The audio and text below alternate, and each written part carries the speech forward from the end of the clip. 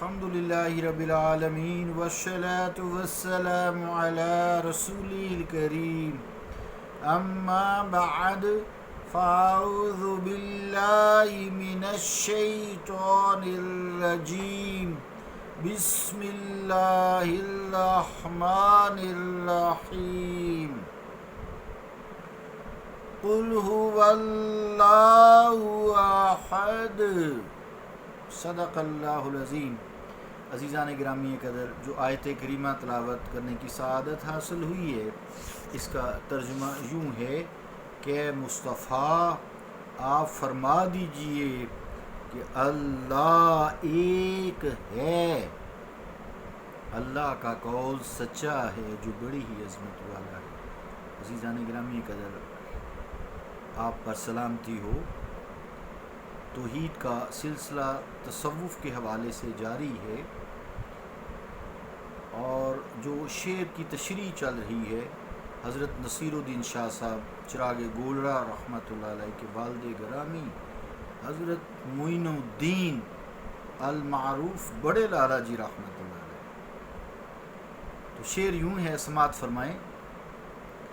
جو موہوم ہستی کو اپنی مٹایا، نظر پھر کہیں غیر ہرگز نہ آیا، ہر ایک رنگ میں اس کے جلوے کو پایا، ہر ایک رنگ میں اس کے جلوے کو پایا، وہی ایک ہے جس کی جلوہ گری ہے۔ قل هو اللہ احد، فرما دیجئے کہ اللہ ایک ہے۔ تو عزیزان گرامی قدر، اس حوالے سے ہم نے کل بجلی یعنی اللہ تعالیٰ ہر چیز میں جو صفات کے حوالے سے، ذات کے حوالے سے ظہور پذیر ہے، کل اس کو بجلی کی ایک اکائی کے حوالے سے سمجھایا گیا کہ کس طرح بجلی ایک اکائی کی حیثیت سے آگے جتنے بھی کنیکشنز ہیں ان میں رنگوں میں کار فرما ہے، یا کنیکشنز میں اپنی اپنی جو بھی کام چلتے ہیں، چاہے کارخانہ ہو، چاہے عام بجلی کا بلب ہو، یا کوئی کھلونا ہی کیوں نہ ہو۔ تو اس حوالے سے ہم اس شعر پر پہنچے تھے۔ حضرت امجد حیدرآبادی کا آخری یہ بات ہی تھی ہماری کہ ذرہ ذرہ میں ہے خدائی دیکھو، ذرہ ذرہ میں ہے خدائی دیکھو، ہر بت میں ہے شان کبریائی دیکھو، اعداد تمام مختلف ہیں باہم، ہر ایک میں ہے، ہر ایک میں ہے مگر اکائی دیکھو۔ تو اس حوالے سے آئیے آج اعداد میں اختلاف کے باوجود اکائی موجود ہے۔ تو جس طرح اعداد میں اختلاف ہے، یہ صفت اعداد کی، اس کے باوجود اکائی موجود ہوتی ہے، اسی طرح عزیزان گرامی قدر تعینات کے اختلاف صورت و احوال، یعنی جتنی ہمیں چیزیں نظر آتی ہیں سب اللہ تعالیٰ کی تعینات ہیں، ان کی شکلیں، صورت، صفات، احوال، خاصیتیں، زندگی، جامد ہیں، ساکت ہیں، گنی نہیں سکتے۔ یہ سب اس کے باوجود ذات مطلق ان میں اکائی کی حیثیت رکھتی ہے۔ ذات مطلق اللہ رب العالمین کی ذات وحدہ لا شریک ہے۔ اعداد کے حوالے سے اگر مثال دیں تو علم الاعداد ہے، اس میں لوگ ماسٹر کرتے ہیں، اس میں لوگ جو ہے پی ایچ ڈی کرتے ہیں، ماسٹر آف فلاسفی ہوتے ہیں، تو ایم ایس سی ہوتے ہیں، ٹیچرز ہیں، پروفیسرز ہیں، وہ عام معمولی بندے نہیں ہیں، دنیا کی تعلیم بڑی ہے ان کے پاس۔ تو علم الاعداد کے مطابق دو کا جو مجموعہ ہے وہ ایک جمع ایک ہے، یعنی ایک اور ایک دونوں کو جمع کیے تو دو بن جاتا ہے، اور ایک جمع ایک کا اور تین اس کے ساتھ ایک اور ایک لگا دے تو مجموعہ تین بنتا ہے، یعنی تین کا مجموعہ ایک جمع ایک، یہ تین ان کو جمع کریں تو تین ہو جاتے ہیں، یعنی ایک کو تین دفعہ جمع کریں، جمع کا سوال ہے تو تین جواب نکلتا ہے۔ اس طرح ایک کو دو دفعہ جمع کریں تو دو جواب نکلتا ہے۔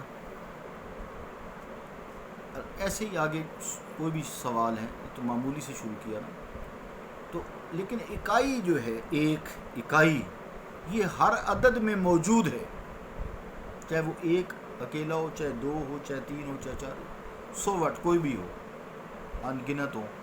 اکائی خود کوئی عدد نہیں، اکائی جو ہے خود کوئی عدد نہیں، کیونکہ عدد جو ہے تھوڑا سا یہ مشکل ہے، عدد جو ہے حاشیتین کے مجموعے کو کہتے ہیں، یعنی عدد تب بنے گا جب آسے پاسے جس کو کہتے ہیں پہلے اور آخر، ان دونوں کو مجموعہ کریں گے، جیسے اگر ایک ادھر سے پڑھیں، ایک طرف ہوگی جمع بیچ میں، اور ایک ادھر سے دو ہو گیا، اسی طرح حاشیتین، حاشیہ ہوتا ہے نا، حاشیہ صفحے کا حاشیہ ہوتا ہے، تو حاشیتین دو حاشیے۔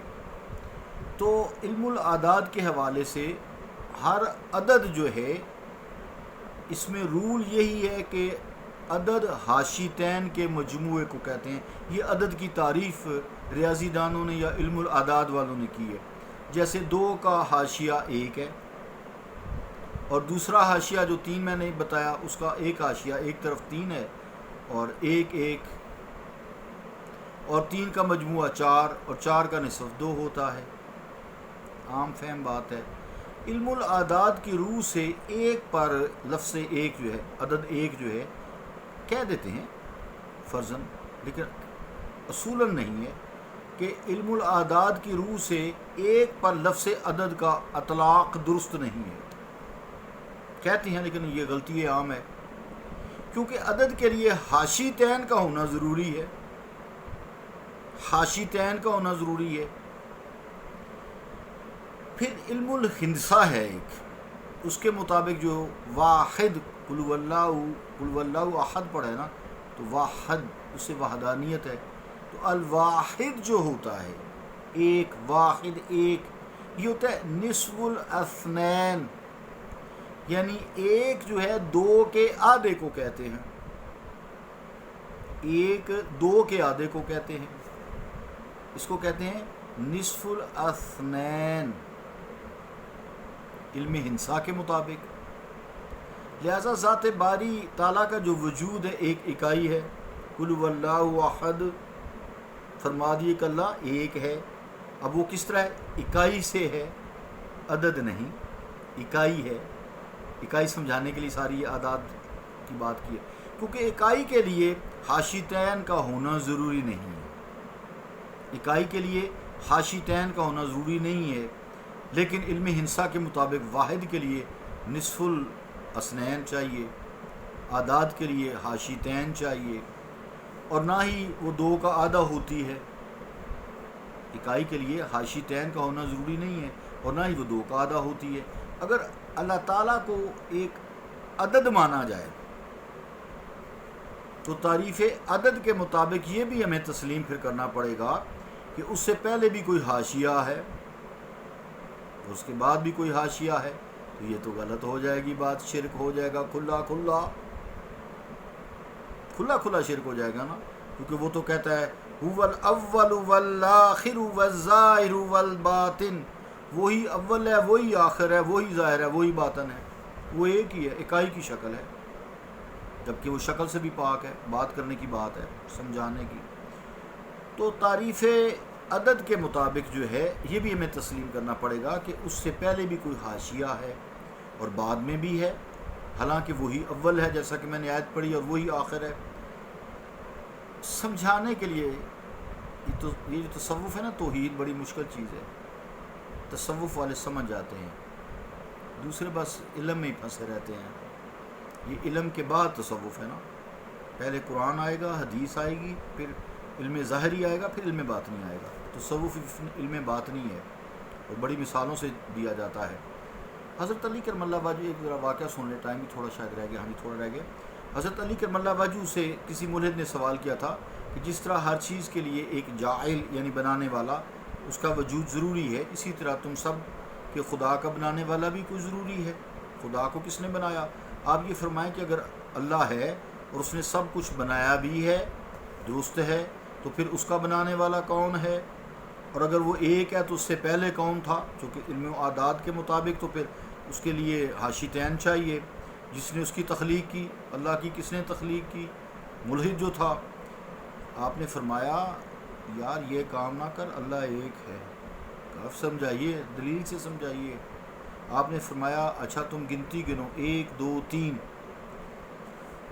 اس نے گنتی گننی شروع کر دی، 1 2 3 4 5 جیسے بھی. تو 8 تک گنتی کر ڈالی اس نے. آپ نے فرمایا اب اس کو الٹا پڑھ، الٹی گنتی پڑھ، 1 2 3 4 5 6 7 8. آپ نے کہا الٹی پڑھ. اس نے کہا 8 7 6 5 4 3 2 1. جب وہ الٹی گنتی کرتے ہوئے 1 پر پہنچا تو رک گیا. آپ نے فرمایا رک کیوں گئے ہو، خاموش کیوں ہو گئے ہو، 1 سے پہلے بھی گنواؤ. وہ کہنے لگا کہ 1 سے پہلے تو کوئی ہندسہ ہی نہیں ہے جسے گنا جائے. فرمایا بے وقوف، یہی تو علی کہتا ہے کہ اس 1 سے پہلے کوئی نہیں ہے. هو الاول والآخر والظاہر والباطن. یہی اللہ 1 پہلے ہے ہی کوئی نہیں تو بنائے گا اس کو کون؟ وہی پہلے، سب سے پہلے وہی اول ہے، حی قیوم ہے. وہ خالق ہے، اس سے پہلے کوئی نہیں ہے. اس کا وجود علم ہنسا کی طرح ایک نہیں ہے، اکائی کی شکل میں ہے، اکائی کی صورت ہے، جس سے پہلے کوئی ہنسا اور عدد نہیں ہے. ایک کا ہنسا اپنے ما قبل یعنی پہلے کے نہ ہونے کے باوجود ایک تو ہو سکتا ہے. تو خالق کائنات کے ایک ہونے میں کیوں کا شک ہو سکتا ہے؟ اور اس کے لیے کسی بنانے والے کا پہلے ہونا کیوں ضروری سمجھا جائے؟ 1 سے پہلے کوئی نہیں، وہی وحدہ لا شریک ہے. اسی کی ہمیں تعلیم دی گئی ہے. قل هو اللہ احد، فرما دیجئے کہ اللہ تعالیٰ ایک ہے. اکائی کے حوالے سے اس کی بھی بحث چلے گی، وقت پورا ہوا انشاءاللہ. صلی اللہ تعالیٰ علی رسول خیر خلقہ محمد وعلی آلہ واصحابہ اجمعین برحمتک یا ارحم الراحمین.